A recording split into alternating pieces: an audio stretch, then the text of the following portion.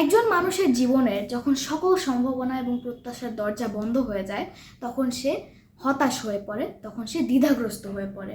চারিদিক যেন শূন্যতায় ছেয়ে যায়, চারিদিক যেন অন্ধকার হয়ে পড়ে।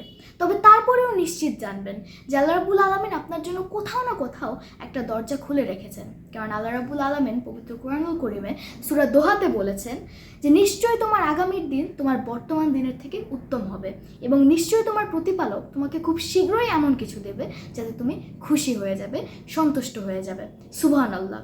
আল্লাহ রাব্বুল আলামিন আরও বলেছেন সূরা ইনশিরাতে, ফা ইন্নামাল ইউসরি ইউসরা, অর্থাৎ নিশ্চয়ই কষ্টের সাথেই আছে স্বস্তি। সুবহানাল্লাহ। তাই সব সময় মনে রাখতে হবে যে যত যাই হোক না কেন আল্লাহ রাব্বুল আলামিন কোথাও না কোথাও আশা, সম্ভাবনা, প্রত্যাশার একটা দরজা আমাদের জন্য খুলে রেখেছেন। তাই সবসময় আল্লাহ রাব্বুল আলামিনের নির্দেশ মেনে চলতে হবে, নেক আমলগুলো করতে হবে, সবসময় বলতে হবে আলহামদুলিল্লাহ।